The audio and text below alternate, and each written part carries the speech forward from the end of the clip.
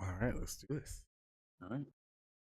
What Right. up, what up, what up, everybody? Welcome to the 29th episode of the Glitched Out Podcast, boys and girls. I'm glad you guys are here. We have the pleasure of having the one and only Major Linux rocking with us today. Yo, aka Marcus, holding it down with us. And we have, obviously, I really can't say return guest. I'm gonna say return host because Craig's always rocking with us. Sexy voice Craig's back in the building. Hello. But today we got a great podcast plan for you guys. We'll be talking about Battlefield 5 reveal, which actually rolled out this previous week. And we're talking about a plethora of other things. But before we jump into that, how has everybody's week been going? It could be better. I went to a convention yesterday and ended up sideswiping a concrete column. Uh-oh. That'll do it. Yeah, wasn't the best. And every hour that I was at a convention, I kept thinking, "Oh yeah, I got to go home. Oh wait, yeah, there's a scratch on my car. It's not good." What convention was it? It was Animazement in Raleigh, North Carolina. Sounds Okay. like fun.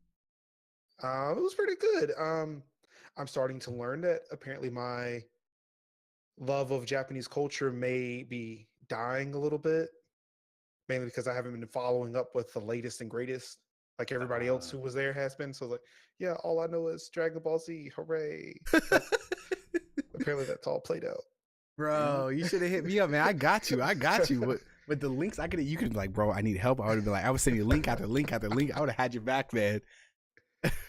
Yeah, I've been given two things to watch, like My Hero Academia and High School of the Dead. Bro, So if you need a lead, if you need a That's pretty list, good. I mean, High School Dad's good. It has a lot of fan service. yeah, I've heard Exactly. it seen.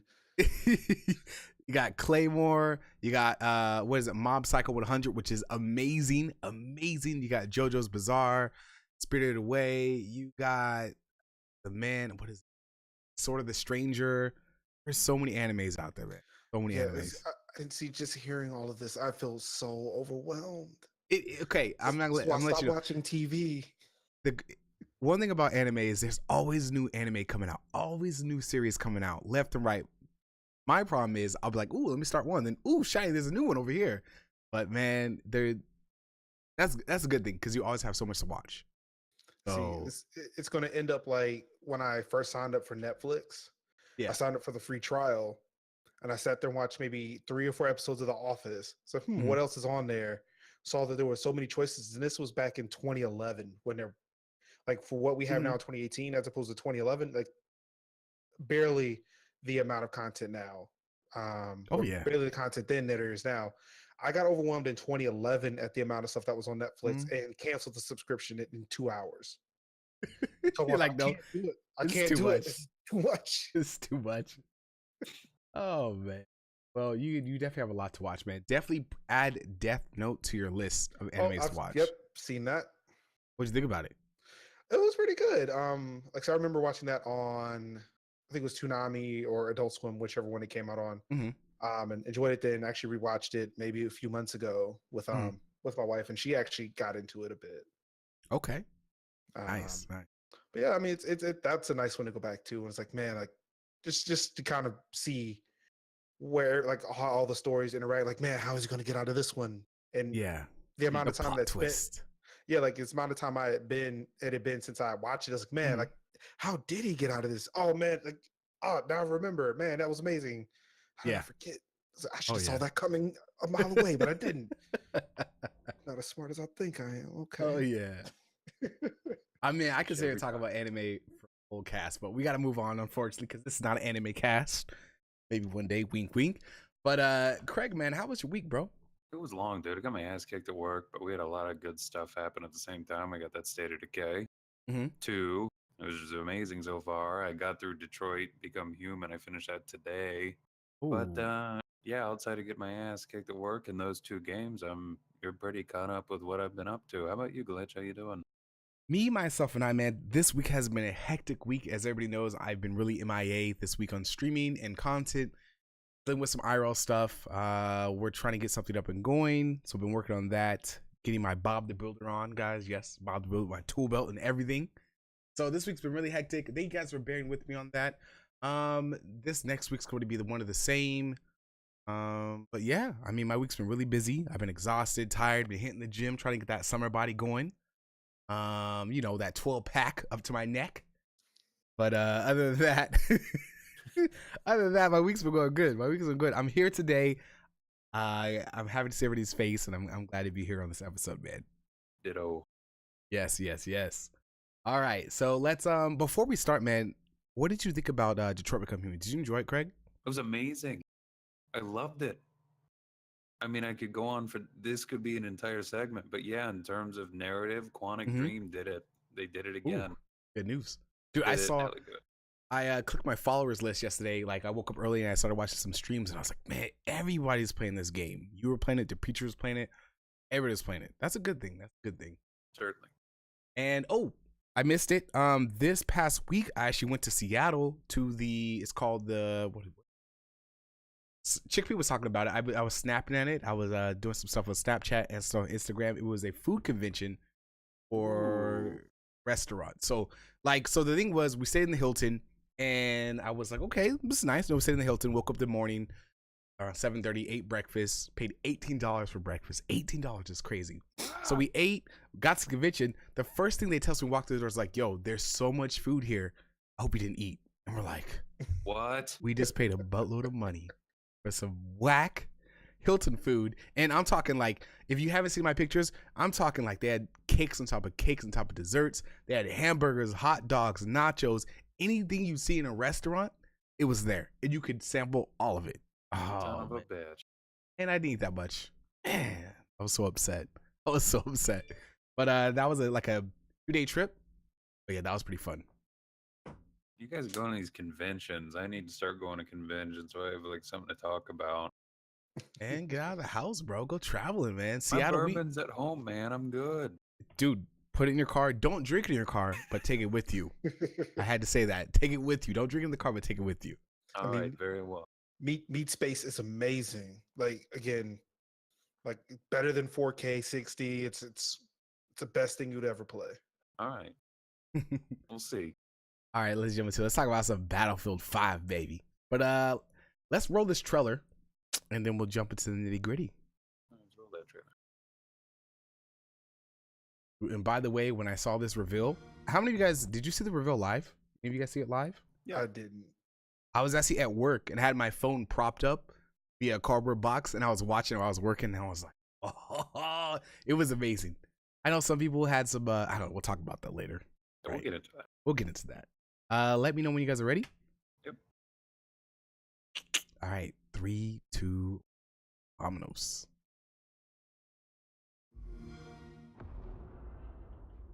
They got that Microsoft.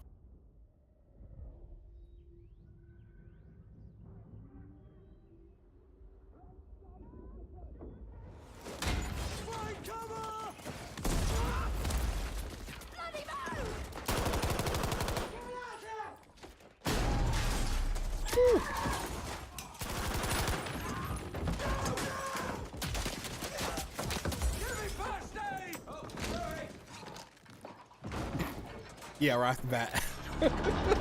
Right off the bat. Hello, old friend. Ooh. On your feet. Here we go.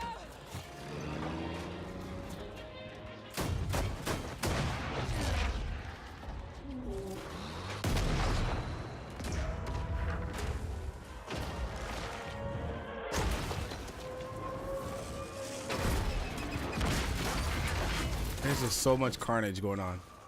Call of Duty who? Exactly, man. I'm not even gonna lie. Major and I were talking about this part.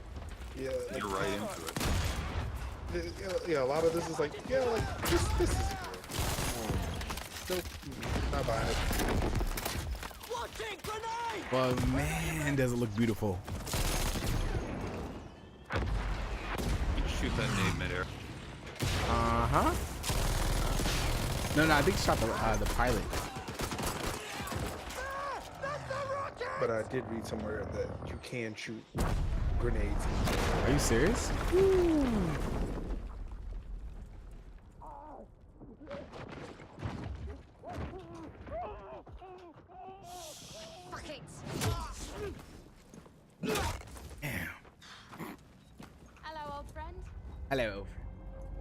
And How do you not get hyped about that? exactly, man. That is talk about the trailer so far. Let's talk about it, man. What is everybody's thoughts? Like I said, I was watching this at work and I was amazed. I thought Call of Duty's trailer, their reveal was awesome, but this right here took the cake. And I know a lot of people thought right off the bat is like, oh my God, there's so much destruction. It's over the top. I mean, that's what Battlefield's always done, right? But at the same time, it was kind of within reason. Mm-hmm. It wasn't just like senseless explosions left and right, blowing up here and there. It was it had that Battlefield flavor to it. I enjoyed it. One of our arms is missing. Yep. Oh yeah, it is. Watching it again. It made me wonder, like, how did they give her gun? Is like, did they just like mount it, screw it in? Like when she moves her left arm, does the gun just move with it? Well, it looks like she's just using it as a support. Yeah, it's a support, kind of to hold up the barrel, or whatever. But yeah, that's a prosthetic. I remember on Twitter there was this. Oh Lord, I don't want to really delve into the outrage, but there was outrage that there was a female on the cover of Battlefield. Right? Like, yeah. Why? I mean, I know why, but we're not really gonna. Yeah, we're not really gonna. Yeah. We're not really gonna go to that question. Yeah. But oh my goodness, it was. But yeah, that's a prosthetic, and it looks awesome. I'm so hyped that there are female playable characters in this game. As we see the trailer, like I'm watching it right now, you can actually crawl on your back. You can. Yeah, that is amazing. They pretty much I'm talking.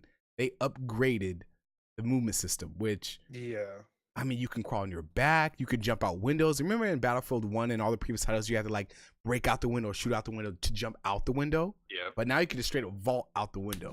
Perfect. My only question with that is, will it take, like, say if it's like really, really high, will you take damage, like fall damage? You know what I mean? I hope. I wouldn't see why you wouldn't. Yeah. There's definitely got to give some give and take from that. Because if there's a tank like that video was showing, there's a tank coming for the house, gonna bulldoze it. You want to get out of the building. You're gonna run down the stairs, and out the front door. You're not gonna jump out this window.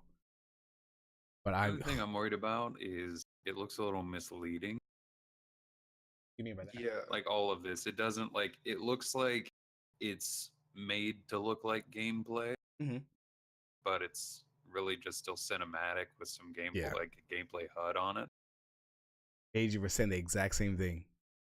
I mean, but after reading some, like, again, like I've watched the trailer, read some stuff, watched the trailer, read some more stuff, watched the trailer again. Part of me, like, when they're saying like they improved the movements of the game, it's like, okay, I can kind of see it in a way. To where like everything up until the point where young lady comes in and saves you from getting killed by an Axis soldier.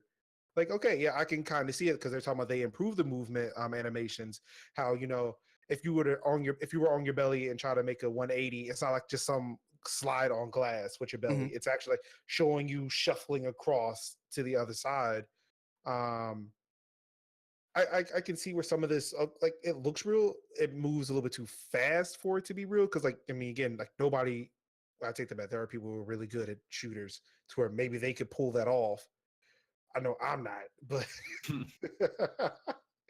I'm not that good. So like if I was ever in that situation, yep, that's just like death after death after death. Like, man, like how could they move so fast? Like, gosh, give me a chance, guys. Exactly. But yeah, like after reading how they've done the movement animations, I can kind of see how some of this might be real. I don't know if it's going to look this good on an Xbox One X, maybe. Because I still think it's funny. It's like best played on Xbox One X. I was like, well, what about my PC with my 1080 in it? But no. okay. Like, let's be real, best played on PC, hands down. Yeah. Hands down. Like, everybody knows that. But yeah, I can see where up until she comes with the cricket bat, like I can see where that could be gameplay. And like we had mentioned before in the pre-show, a lot of the stuff that they were showing in the trailer between moving fortifications with vehicles or things just like randomly dropping on people after like given time after an explosion. So it's like everything's not instant, like everything's still working in its own time. I can see how this is all like this could be genuine gameplay. Just not on an Xbox, like Oh, they're down on the leading people to Xbox. believe. But I still feel like, yeah, like shooting grenades in the air, like shooting planes out of the sky, things just happening all around you, and you're reacting to everything as it happens. I see this actually. I think not they're not over promising by much. They're not, because you play Battlefield, what? Battlefield 1 and the previous titles, right? Yeah. So anybody that's played Battlefield knows that this is like an everyday thing. You jump in a match, people are like flying out of, people are crashing, blowing up, tanks are running over people are shooting rockets over your head. This is real, And I think for a lot of people, entering the Battlefield franchise is kind of overwhelming because they're like, there's no way this is real. You know what I mean? All this stuff going on, but this actually does happen. You know what I mean? There's a lot of speculation, like with the crash. I mean, we can talk about speculation. Let's talk about the concrete facts before we go into rumors. Let's talk about the single player campaign. It's very similar to what Call of Duty's doing. They're having war stories. This is brought back from Battlefield 1. Single player campaign will share a similar trait from the most recent title, Battlefield 1. War stories will take place of your traditional linear single player campaign mode. War stories will focus on untold stories of World War II, taking you through multiple theaters with self-contained missions. Some of the rumored settings will be Rotterdam, rugged terrain from North Africa, and the French countryside torn apart from the new machines of war. Dash revealed that one of the missions players will embark on will be a story of a young resistance fighter, a female resistance fighter, 1943 Norway, about to pay the unthinkable price to save her family. Other war stories face everything from paratroop assaults, tank warfare in the early days of the war. So they have the same thing going as what Call of Duty, the new one coming out, Black Ops, where everybody kind of, instead of you have this linear campaign from point A to point B where you're following the same person, is you're jumping back and forth from different people expressing their point of view. You know what I mean? I hear you. At least they're doing something. Yeah. And so they brought that to life in Battlefield 1. And I'm not gonna lie, I was a little disappointed because I'm not gonna lie, I like the whole point A to point B linear campaign. Following the story of one person going through all these missions. You make that emotional bond. But at the same time is they introduced war stories in Battlefield 1, and I'm not gonna lie, I enjoyed it. I did. I loved all the airplane one, that guy. I loved the shit out of that one. So those war stories were a good way of giving you some campaign, giving you some linear kind of objectives, but also enjoying it. It's not overbearing. They're just kind of little bite-sized snippets that you can enjoy on your own pace. And I think the reason why they're starting to do that, and same as Call of Duty, why they're starting to do that, is I think I guess I would say a lot of people, but I think the devs starting to realize that a lot of people play these games for the multiplayer, and they want to make the single player different. They want to make it more expansive, add variety to it, rather than the traditional single player campaign, because I'm not gonna lie, the first thing I do is when I get one of these games, Battlefield or Call of Duty, I play multiplayer. I don't jump right into the story. You know what I mean? I always do. I always do the campaign, the story first. Yeah, I like the story too. The way it looks like it's shaping up to me and it looked the same way in Battlefield 1 too. In Battlefield 1 was that the single player campaigns, because they were small and they focus on like a very specific class of person, is that they were more or less like training sessions for the multiplayer. Yeah. It's like okay, yeah, like here, like we know everybody's going to buy this game and play the multiplayer. There are some people who may want to get into the multiplayer, and there's some people who want story or whatever. Yeah. So how about this? Like, let's just kind of appease both factions here, where we make a single player, but it's not all that meaty. I mean, we could tell a story. It could be emotional, but it's not going to be all that meaty like anything you've experienced before. So that we, like, hey, like if you're not good with planes, hey, if you play the plane story mission, then maybe you can figure out how to fly a plane. Yeah. Or if you play the tank story mission, then you know how to operate the tank and the vehicles in the game. Yes, they're very good about taking the players through different story missions where they kind of learn the different functions, different, I guess, play styles of the game. Like you were saying, tanks, airplanes, and all that stuff. And part of me appreciates that because, like, again, that's the reason why I play story missions. Like, yeah, I would like to get a story, but also, like, I don't know, Black Ops 3 introduced wall running. So, or I'm not sure if it was Black Ops 3, but like I started playing Black Ops 3, especially on PC, to learn mouse and keyboard or whatever. Yeah, I think it was 3. Hey, they introduced wall running. So I don't know, maybe if I play the story mode, they can actually like do a training session where it's like, or like this like part of the story where it's like, all right, in order to test out your new legs, whatever, because I can't remember what the story was now. Like here, test wall running, and it's like, okay, I can go through the story mission where nobody's really shooting at me to learn the wall running of the game. So that way, when I'm in actually multiplayer map where people are shooting at me, it's like, all right, at least I got this wall run thing now. I can't shoot you, but I Yeah. can wall run from you. Oh yeah, I can definitely run away. I know how to run.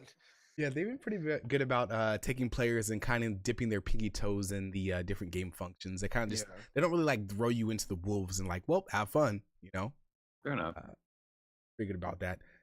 So we covered the single player. Is going to be 4 stories. Let's talk about the combined arms. You guys know what that is? That's going to be co-op. So a lot of people out there didn't know that Battlefield 5 will be introducing co-op missions. Oh yeah. Yeah, combined arms. So combined arms will allow up to 4 players to embark on multiple missions as team paratroopers. Dev is planning to keep this new addition fresh and always evolving by employing a unique mission generator that will create dynamic narratives and objectives at random.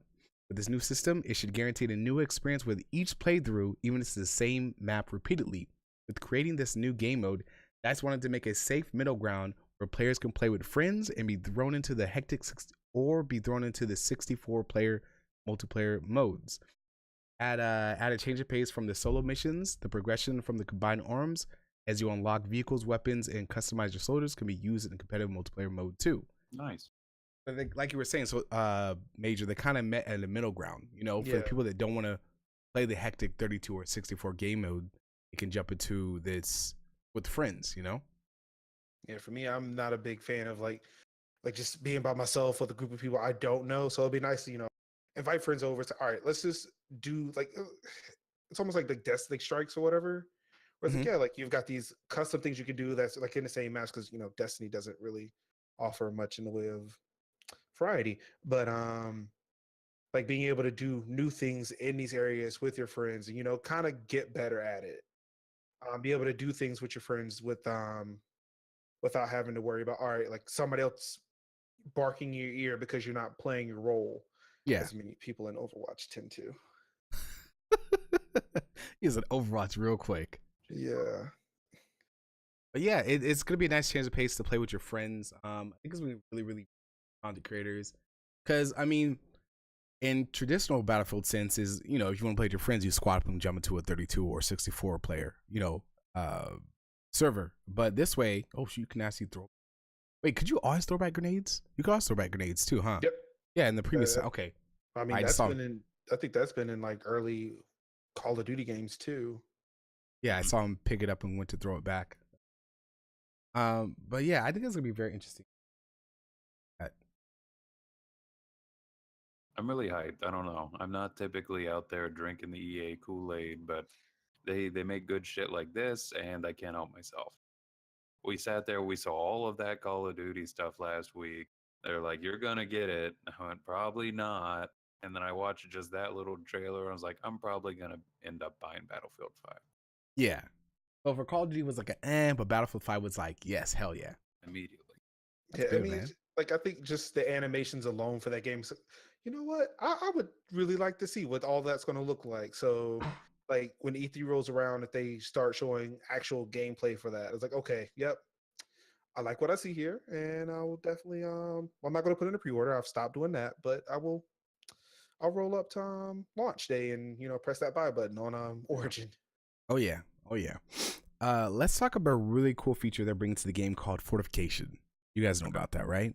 I think this is going to be a huge game changer. So for Fortification, players will be able to build fortifications on the battlefield via their toolkit, laying sandbags and tank traps, digging foxholes and trenches, or repairing destroyed buildings to offer an ad hoc base of operations in the middle of the fight. Fixed weapons are now fixed weapons as like AA cannons, anti-air cannons are now you're able to tow them by vehicles, meaning anti-air placements will be much deadlier and able to fire while on the move. So can you imagine like saying, because I remember very specifically in Battlefield 1, you'd have like in operations when they push past that first point. I forgot which map it was. They push past the first point and then all of a sudden you have no AA, you're on to fighting the building. But this way you can actually grab your emplacements and move them with you. You know what I mean? It seems I like they're feel you. bringing Fortnite into this game a little bit. Well, I saw a lot of people saying the same thing. But it's not. So when you look at it this way, you're not like going and building like stairs and walls and stuff. You're pretty much like repairing buildings to a certain extent. You're digging like you would in like you would, war. yeah, like you would in war. I mean, yes, that's the recurrent theme I'm seeing in Battlefield 5. So I'm going to reference back to Call of Duty, where we saw a bunch of stuff, and nothing we saw was anything that I ever went, yeah, I could see this actually happening. Mhm. But then we see all this over the top shit in that trailer. We just like watched 4 times. I don't know if you guys watched 4. I did, but and we go, wow, this is all over the top. A lot's happening, but at the same time, it's kind of you're still like, I can see how this could happen. We're still in some kind of grounded reality. So Yeah. seeing the fortifications, that's cool. Seeing the Fortnite comparisons, blah. But at the same time, yeah, that's what they did in war. They dug trenches. They took over houses and homes, and if they were bomb shelled and looked horrible, you'd kind of throw some stuff like a big old fortification band-aid, and you'd use that to fight and defend it. So it's cool to see they're actually doing that. Yeah, they're definitely bringing players, I guess, the immersive experience up a notch because, like you said, that's part of war. They're aiming with this title. They're aiming to give people the experience they've never had via World War II, you know, and this is the full package. Like I mean, I'm not glad. I look forward to like, say for instance, like you and a few of your buddies are stuck down behind a tree, you know, and you got to dig a trench to get out of there, you know, to the north or the south. You can do that, you know. If for instance, like, you know, there's, you know, a bunch of enemies are coming your way with planes, you can go with your buddy, go grab one of the AA cannons, pull it back to your lines, and use that for defense. There's so many different variables in here. It's gonna be fun. Yeah, plus sandbags for cover. That's gonna be really, really cool. And tank traps. So if you know that the tank has to come, like, you know, different ways to get to the town, there's nothing worse than being inside of a building, a tank rolling up outside, and then pretty much your whole building's leveled. You can put a, you know, a tank trap right there in the middle of the street. So I think that's pretty cool. I'm excited. Yeah. And I'm wondering too, like, again, like going back to like whether or not, like, how grounded in reality it is. I mean, granted, I forget who it is. I think I have the name here. Oscar Gabrielson, like actually calling people, like, especially when it came to the female character, like how grounded in reality this thing really is. I feel like a lot of it may be grounded in reality because like we're always looking at from past World War II games. It's always like the Allies versus the Axis. We're always seeing the soldiers. But you mentioned like the female character was like resistance. I believe you said like she was French resistance. Yep.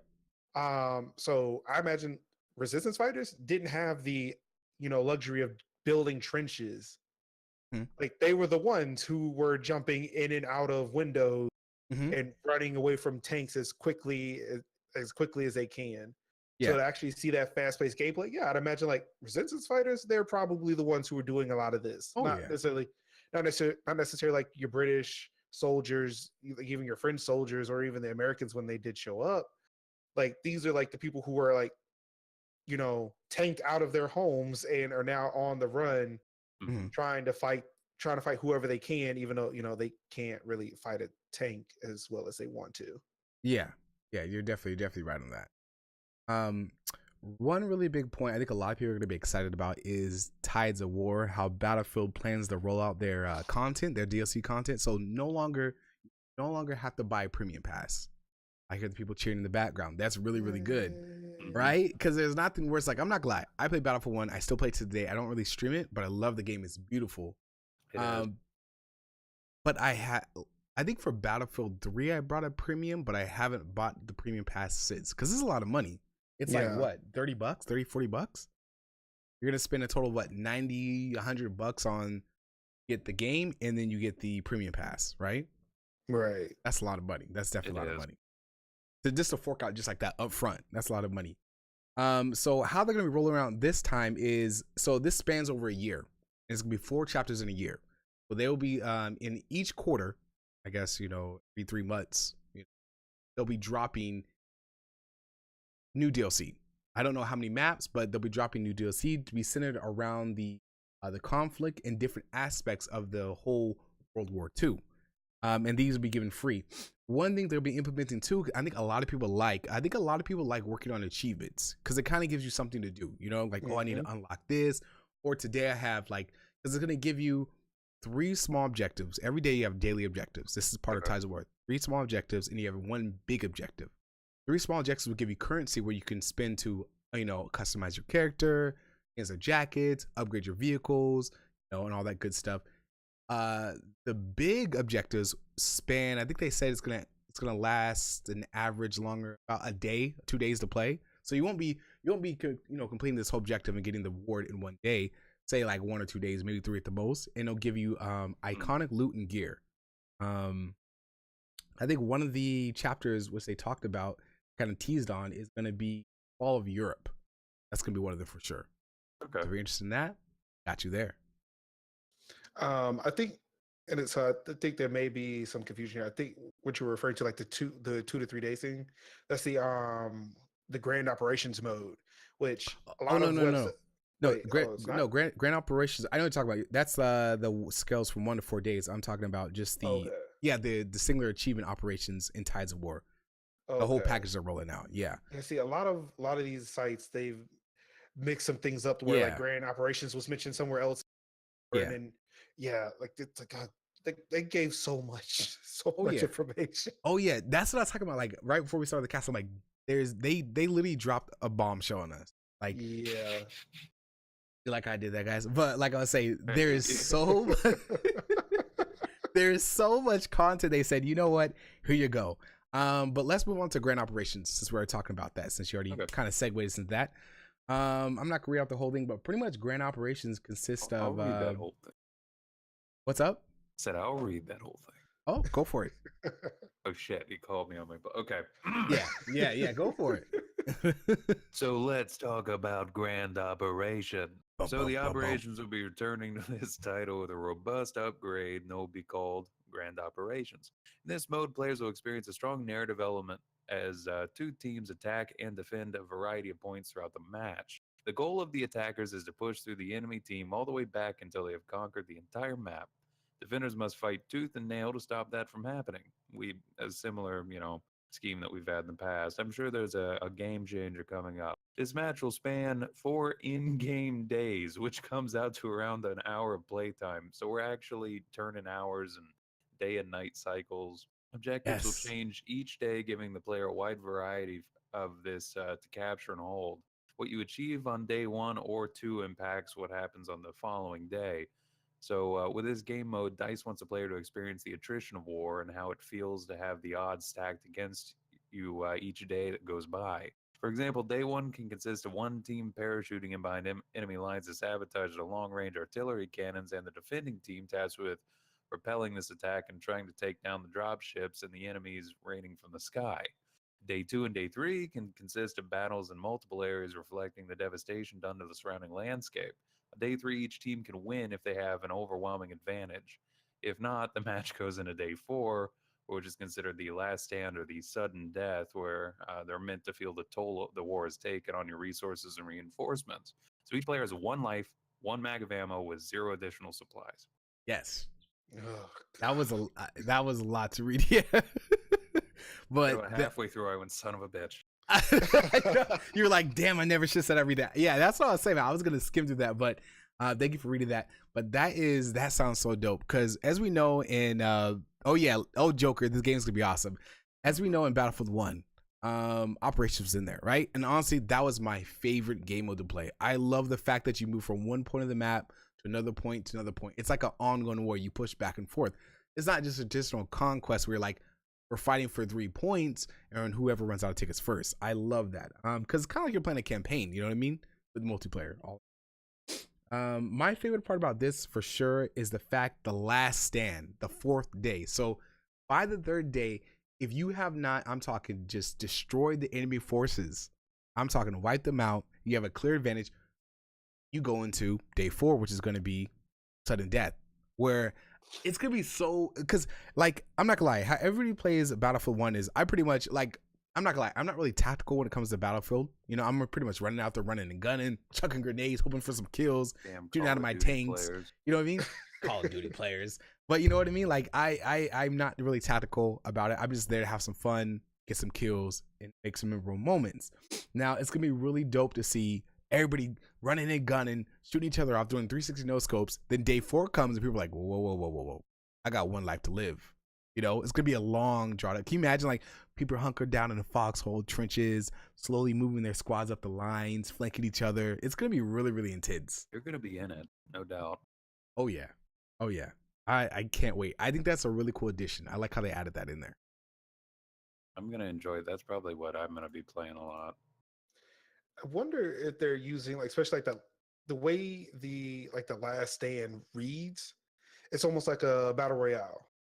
And I wonder if they're going to be using that kind of as a test bed to bring in like battle royale modes later on and the updates and future Tides of War updates. Maybe Maybe they can call it the War of Attrition DLC. But yeah, like I mean, Nice, hire me. Yeah, like it just sounds like, because again, like if you drop down with a gun, one magazine, and one life to live, like that sounds a lot like PUBG to me.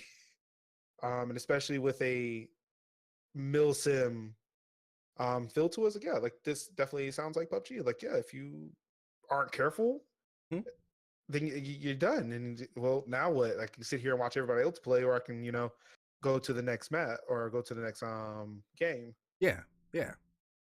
I like there, like you said, there's the pros and cons because a lot of people are used to being into battle to the very end, to that last ticket to spin.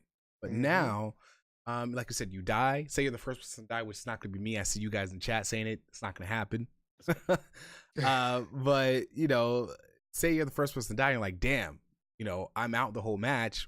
Let's wait and see what happens. But at the same time, it kind of forces you to play smarter. When that fourth day comes, you better have a game plan. You better hunker down that building. The fourth day is not meant to be running a gun. The fourth day is supposed to feel that the anxiety, to feel the pressure of last man standing. No ammo. You have very little ammo. You don't have resources. You got to stick with your squad. So I'm excited. You're a relatively poor shot, G.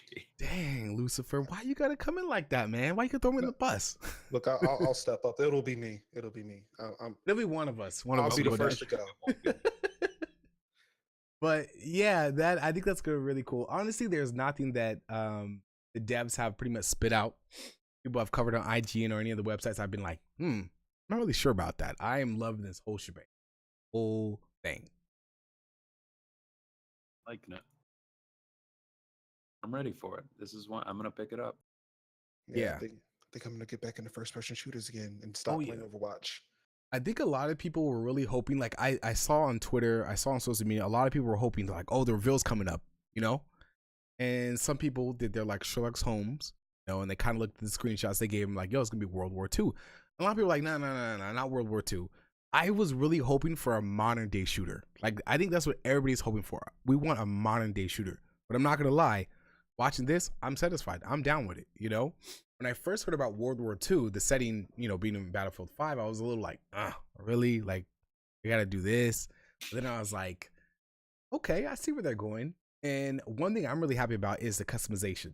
You'll be able to customize your soldiers, from their jackets to their pants, to the little, like, chains, to that. You can have facial tattoos, war paint, hats, goggles, boots. Like, it won't just be customize your gun anymore. You can customize from the neck down, from the head down, and your gun. So I think a lot of people are really going to be into that.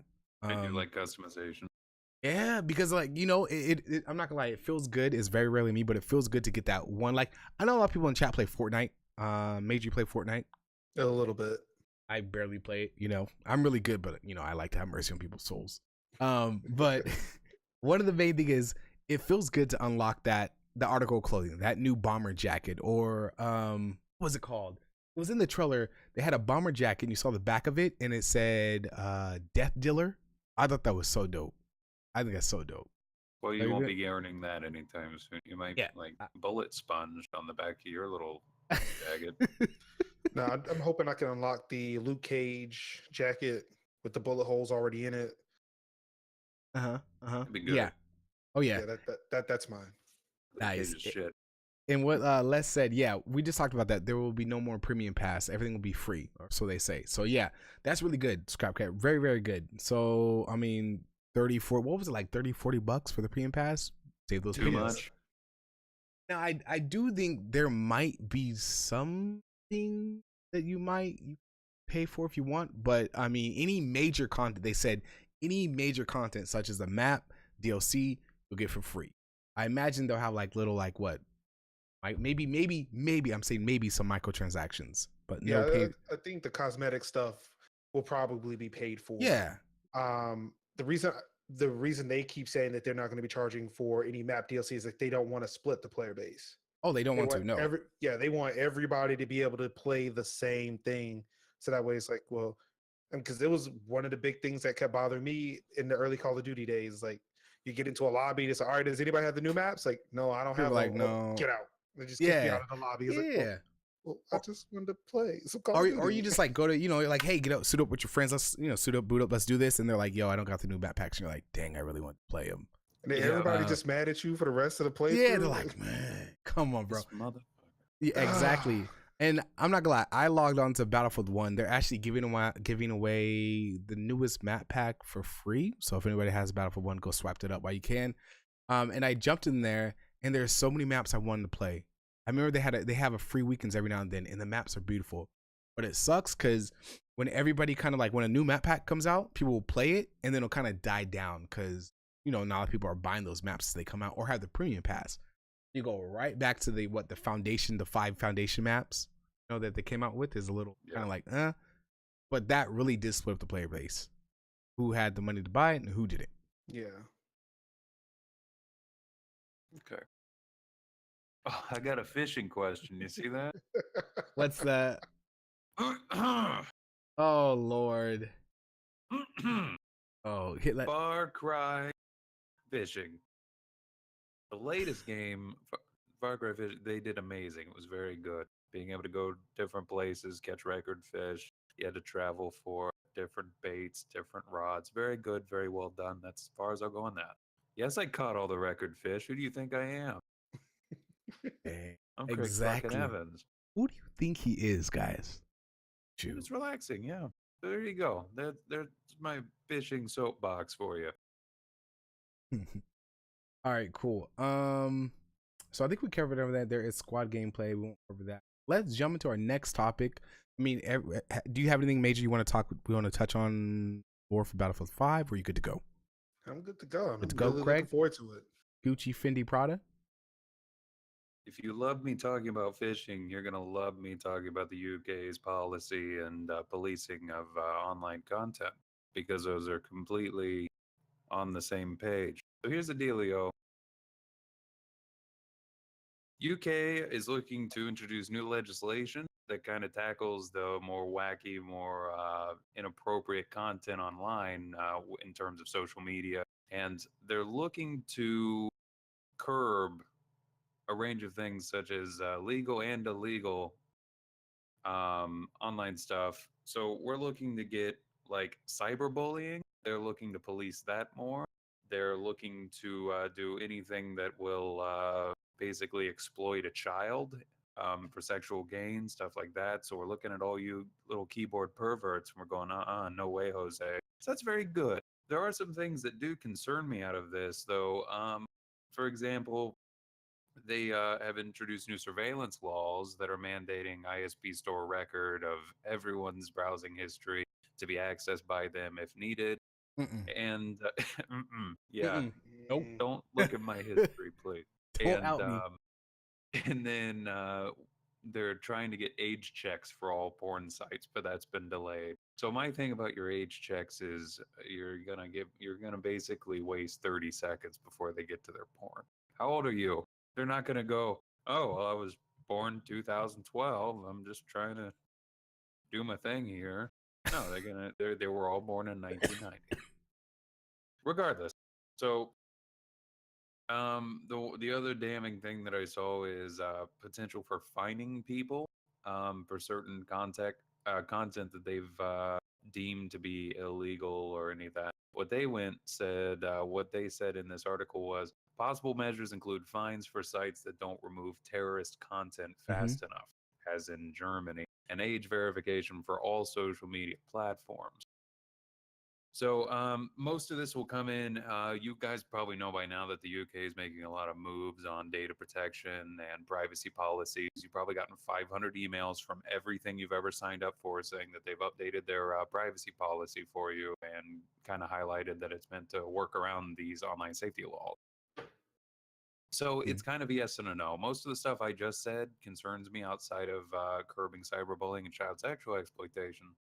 But there is some good stuff. So we have the General Data Protection Regulation, which is why you're getting all of those emails. And all of that is doing is it's better regulating how our information is sent to companies and what the companies are allowed to use our information for.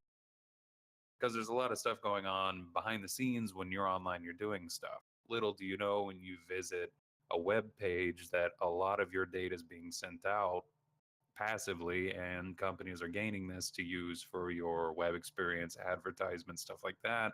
And the UK is kind of like, that seems kind of shady. So we're going to make sure you can't do anything overly shady with that. So there's good bits to this. The fining stuff, I don't know about you guys, but the fining stuff kind of worries me because there's this group, you've maybe heard of them, maybe not. They're called internet trolls. And if they don't like a site, maybe they post some content that they know the government won't like, and they post the shit out of it, and then the owner of that site suffers fines or something like that.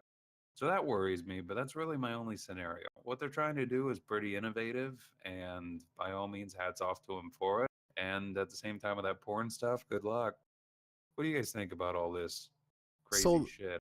I'm not gonna lie. When you said age verification, everybody knows, like Craig says, when you go to a website, let me add, there's a plethora of websites, not the ones you guys are thinking about, that ask for your age. Alcohol. You know, like when you go to any website that has mature content, whether it be a video game or what else, you know what I mean, like Battlefield or Call of Duty, sometimes they ask for your age. Same thing with Steam, they ask for your age for certain games. Yep. Tobacco, alcohol companies. Yeah, ask for your age, but the same time is, when is somebody actually put in their real age? Never. You know what I mean? Like, how I see this as a good step forward, but at the same time is people are going to go right around that. That's a huge loophole. You know what I mean? Huge loophole. But I see what they're trying to do. They in the article they said 14 companies responded to their request to show up to talk about this data protection bill. 4 out of 14 companies showed up, of the major companies. They were not feeling it. They weren't feeling it. And I mean, what? This has come to play because for some time being, for the past couple of years, these companies were allowed to, I guess, patrol their own services, which are not really working. You know what I mean? Right. So I guess it's time for something. Like, we need something, because I mean, I'm not gonna lie, the amount of content posted on Facebook, by bots. I mean, you got, I don't really want to dive into, politics, but you got, terrorist, I would say not so savory material being posted on Facebook all the time. You got bots posting stuff on Facebook all the time, and on Twitter. Stuff that doesn't belong on the internet for young eyes or just anybody to see is being posted. Hopefully this can fix it. That's my take on it. And I know a lot of people are saying, like, where does it stop? If the UK is allowed to police their internet, will they take something down that isn't savory and doesn't put them in the right light? Because a lot of people are into politics. Everybody likes the politicians in America or the politicians in the UK. Will they turn to policing those two? I think a lot of people are worried about that. But what they have right now, I'm digging it. Not bad so far. Right? Not bad at all. It's because something needs to be done. That's all I'm going to say. I agree something needs to be done, but I feel like with what they're proposing here, it seems like half of it's okay, half of it's not. Fair enough. Because, like, okay, yeah, again, I'm all on board for cyberbullying, all on board for sexually exploiting a child. Okay. I mean, sorry. I'm all on board for policing that. I'm teasing. All aboard. I was like, okay. I'm all aboard for the policing of that. I'm all aboard for policing sexual exploitation of a child. I'm not on board. The things that I'm not on board for are, like, ISPs collecting my data. I mean, they already collect your data. Well, to the extent to where law enforcement officials can just Hey, so what's Marcus Summers doing? Oh, you mean collect it and then request Yeah, it? Oh, they yeah. collect it. They collect all our data. Well, yeah, like collecting is one thing. Again, I run a site, I run a couple of sites myself, Yeah. and like there's data that is being collected, and that's what I try to tell people. Like websites do collect data. It's Oh, what yeah. they do with that data, which is why, like again, when this topic was mentioned before, when I did research, I actually did research on the GDPR, Mhm. which the UK has their version of it, seeing that they are not a part of the European Union, which is also mentioned in the article we're referencing. Um, some of the stuff that these laws are bringing up kind of is like a smack in the face of the GDPR, because the GDPR, which went into effect Friday, says that hey, companies should be careful when it comes to a citizen, or at least in in the European Union, as to what data is being collected and how it's being requested. Fair enough. What the UK is asking for is kind of like a retraction of that. It's like, all right, look, we're all for GDPR because again, they have their version. But when law enforcement comes knocking for it, you guys need to deliver it, no questions asked. Hey, you know about the end-to-end encryption? We want to break that too, just like the FBI tried. So it's like some of the things here, like again, like half of it's okay. Like I get you, Mhm. like these are things that need to be fixed. But introducing things like breaking end-to-end encryption, asking for data and getting it, no questions asked, like that's not cool with me. Um, and I'm like going back to the 4 out of 14 that was mentioned. It seems to me a lot of this was pushed because somebody got insulted because 10 companies didn't show up. Um, like again, like it may be editorializing down at the bottom, but yeah, it seemed like your boy got embarrassed because he asked for 14 people to come and nobody showed up to his party. Yeah. So it's like, well, if y'all not gonna come, I'm gonna push this anyway, and guess what? Y'all gonna have to do it. Um, so like pushing legislation just because you got embarrassed is not a good way to push legislation. I feel like we shouldn't, as citizens of the internet, we shouldn't just accept like, hey, at least some things we're getting good out of this. Like we should, like, all right, look, I get what you're saying. Like this makes sense, but some of the stuff you need to roll back on. Yeah. Like Yeah. I'm We not should. I'm We not going to should. give you my data. Like nah, I mean, Yeah. We like should look at I'll the give whole it to you, but you're going to have to go through. You're going to have a the proper reason. You have to channels. yeah, or like probable cause. Yeah. You got to You get a need a warrant. probable You got cause to. for me to Yeah. yeah. And I it's I be could do like, it just without hey. I could do it without the police having a new computer in the office that I can just put my IP up and see everything I've been looking at. I don't look at that much shady shit, but I really don't want you to see the shady shit I do look at. right. Watch a lot of porn. I mean, and Yeah. then too, like it was a big thing with the NSA and the Prism and all like that, where with like especially when it comes to metadata, like there may not be anything tied to my name specifically, but a lot of things are tied to my IP. And if you're starting to draw just random conclusions based off of where I'm going, like look, Netflix algorithms are bad enough as it is Oh because my they think that god. after I watch Parks and Rec, I want to watch Black Mirror, and I definitely do not want to watch I Black watched Mirror, no matter how. one episode of this horrible show, and now it won't quit going. Well, since you watch this, you'll probably want to watch this. No, don't remind me of my mistake. God damn it! I Right, just want to forget about it. Don't rub it right. in.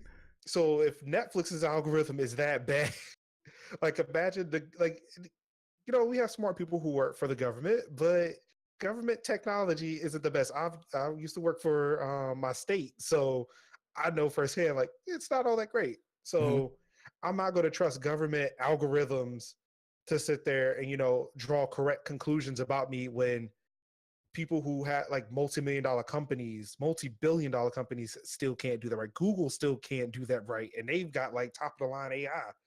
Um, so yeah, like the government poking around in my data without actually doing what they're supposed like without doing what they need to be doing to get that data, that's a no-go for me. Yeah. Fair enough. Agreed. And didn't and I saw somebody in chat mention the whole Facebook fiasco. You know, them gathering data and by third parties and selling it. What was that? The Analytica scandal? Cambridge Analytica. The Yeah. Cambridge? Yeah. Analytic. Analytic. You guys know Yeah, it. Cambridge That whole Analytica. scandal. And I think I think that's another reason they're really trying to push this. Oh yeah. Mm-hmm. And Fair I enough. heard and I heard he did not do. I heard Mr. Zuckerberg did not do very well in Europe. I didn't get a chance to watch any of that stuff, but He did not. yeah. Yeah, he didn't. Well, I think we've covered everything. I think we've covered quite a bit. We are making some good time too, right on the mark. We talked about Battlefield 5, all its gloriousness. We talked about UK wanting to police their interwebs, and I think we're good. There's one thing we didn't cover. We totally glossed over this, and I totally forgot about this. Sorry about it, Major. But Major, for all the people who don't know who you are, where do you stream? What time do you stream? And I would like for you to talk to the audience about Extra Life and what that stands for and what you do for them. So yeah, Major Linux. I mean, you can find me at twitch.tv/Major Linux. Lately, I've been doing a podcast myself called the Nacho Friends Podcast, NOTCHO Friends. We normally stream that at about 8:30 ish, according to one of my co-hosts, Vihio Gamer. We do it at 8:30 ish on Wednesdays, or 8:30 Eastern. Sorry, because I've been working Pacific time this weekend. So we we normally stream there 8:30 ish. Trying to get back to regular streaming. Normally doing it about 8:00 p.m. We're in the process of a move, so a lot of that stuff has been kind of put on hold for a bit. But yeah, so Extra Life though, like I do a lot of streaming with Extra Life. Actually the I'm actually the local guild leader for the Raleigh Durham market, and one of the team leads for the Extra Life stream team. You can find us over at twitch.tv/Extra Life and the number 4 kids. Extra Life essentially is a video game or a gaming-based charitable organization that's a part of the Children's Miracle Network. For those who are not familiar with the Children's Miracle Network, it was a charity funded by Marie Osmond and I believe a couple of other celebrities, but I'm only remembering Marie Osmond right now for a strange reason. It was a charity to help people in their local communities raise funds for their local hospitals. So a lot of charities, again, like we're not trying to knock like St. Jude's or Child's Play. I believe Child's Play does a similar thing as Extra Life, or any other charity. But the way we raise funds, like everybody is raising funds for their local hospitals. So when I raise funds, I'm raising funds for Duke Children's Hospital in Durham, for people in LA raising funds for hospitals in LA or wherever they happen to be, all over the US and Canada. That way people can actually, when people ask like, hey, where does the money go? It's like, well, I can just point at my hospital. So it goes there. Like you can request a tour to that hospital. You can see this is where all the money's going. Like I just had my wife had a son, had our first son about a year and a half ago. He was, thank you.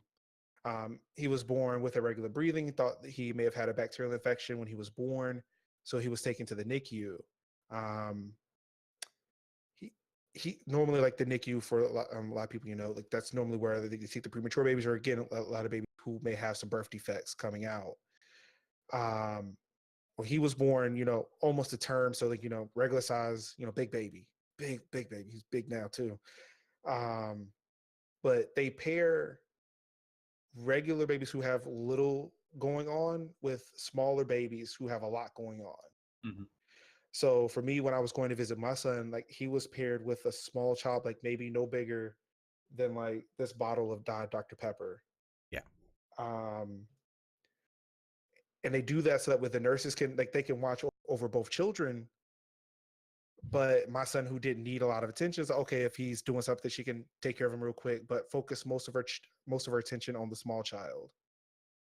So to kind of see what was happening in the NICU, like experiencing that firsthand, it kind of opened my eyes to see like, okay, like before I was raising money just because I thought it was a nice thing to do. Yeah. Was like actually seeing like, man, like this is where my money is going. Yeah. Yeah, that's good. That's always good. And then I'm going to say about not even a year later, like a couple of months later, we actually have our 24-hour gaming marathon all over the nation, all over Canada, around the beginning of November, around where daylight savings time ends. So I was getting ready for that. It was Friday. I was getting ready to tear my stuff down to take it over to our little LAN party. When my wife rushes into the room and says, "We got to take him to the hospital." Mm-hmm. So I get dressed or whatever. We take him to the hospital. They had to check him in overnight, but not before having to give him a spinal tap because he was 2 months old. And you can't diagnose a 2-month-old child because he hasn't had any shots. So you have to get a spinal tap to like just try to figure out what's going on in there. So they keep him overnight, and we go into the children's wing of the hospital, and there that's when you can start seeing like every window in the every window in the hospital wing. You see like art and inspirational messages that are for the kids, like either left by other patients or like by the siblings of the children that are there, just to kind of lift their spirits. And it was just like, just seeing as like, wow, this is an amazing place to be at. Like, it was filled with so much positivity, in a place where, again, like so many people associated with like negativity, like this, like people don't want to be in hospitals. Like, I'm sure these kids don't want to be either. Yeah. But to have that positive reinforcement, that positive influence, to see like there are people that are cheering these kids on because like they've been dealt bad hands. Yeah. Getting all puberty. It's okay. It's all good, man. It's all good. And then too, like if we want to bring gaming into it, in the rooms they have PS4s. Okay. To where, bigger kids, if they want to watch a movie or if they actually want to play some games, they can actually, play PlayStation in the rooms. And the money that we raise, like this is what they call child life services.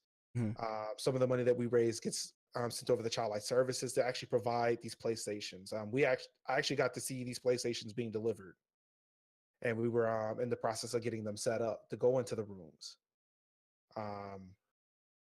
And actually, like some of the fund money did come back to us for Extra Life, to where the hospital were able to get us a TV and a PlayStation that we can go out and recruit to more people in conventions to get them signed up for Extra Life. So, yeah. But yeah, like all the money that you raise, it goes to your local hospital, and not necessarily to.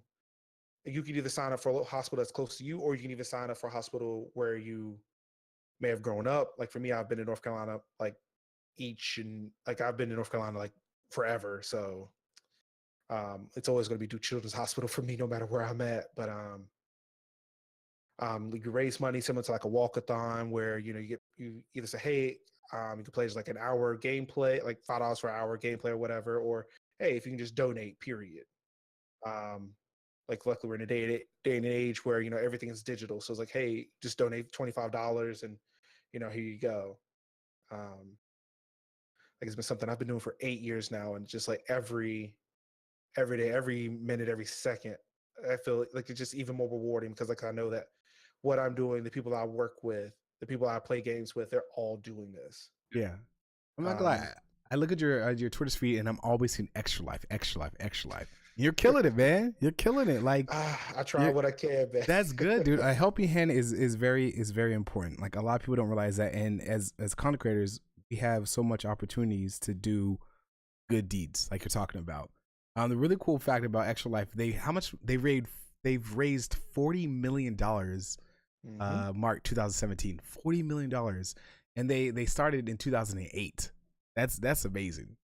Yeah, we were at 30 million at the end of 2016, and our goal was to raise 10 million for 2017. So yep, we said because like this year is actually our 10-year anniversary, so we wanted to raise 10 million for the 10 years we've been up. So nice.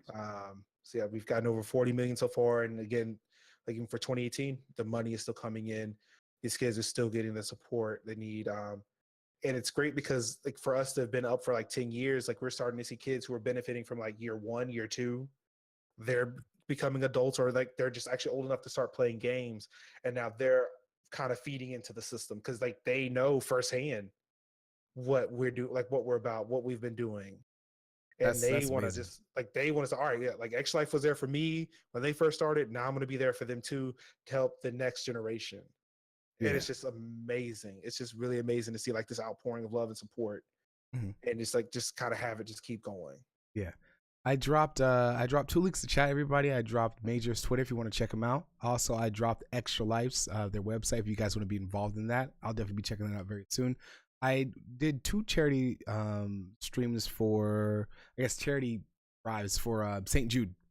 I was looking for another organization to do more for. Can anybody get involved in Extra Life? Everybody can. It's again, so it's still a U.S. and Canada based charity, but again, there are still people even all over the country. Like we have a few people on our stream team that are in the UK. That still kind of raise awareness for us, and they will raise funds for like either they have friends in the U.S. they'll raise funds for their hospitals, or I think there's like a bucket organization where that actually does go directly to CMIT, and then you just redistribute it to all the hospitals. I have one more question. You have a website, don't you? It's called The Major's House, right? Yes, majorshouse.com. That's kind of my personal thing. Kind of it started off as like I just had a Linux server in my house and needed a way to access it from work one day, so I bought a domain for it. But then it's like, hey, I have a domain. Why not run a site? So at one point I was writing content for it, and now it's kind of like a repository for a lot of the stream archives, a lot of offline YouTube stuff that I do. Get like a place where I just run a lot of experimentation for things. Yeah, so that's good.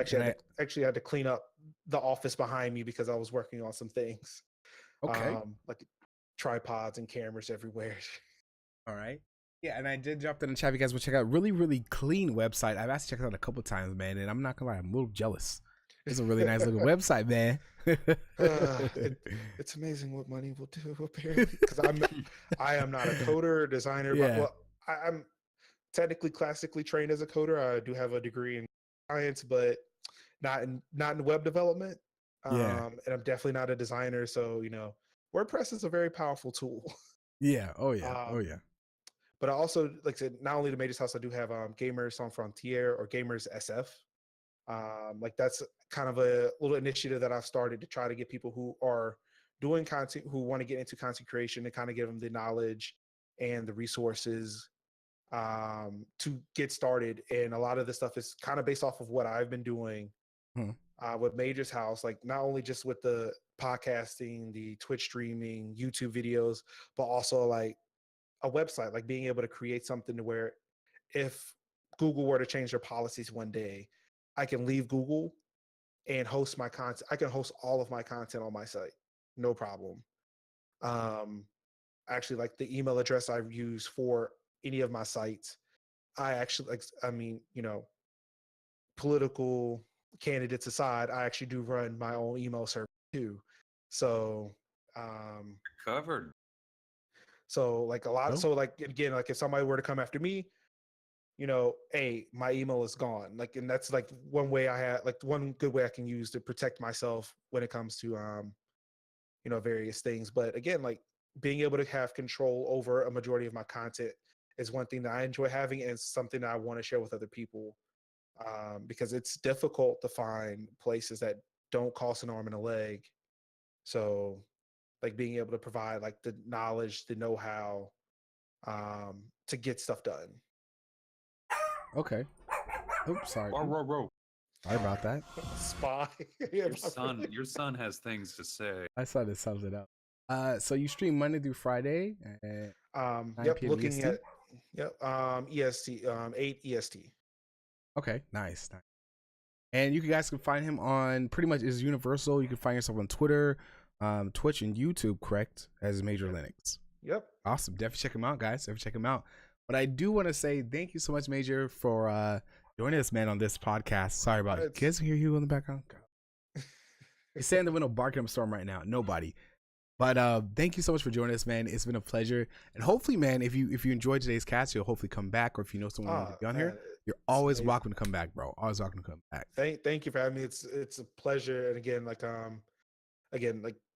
it's great to actually just be here. Thank you for providing me with a platform. Dude, no problem. No problem. Extra Life.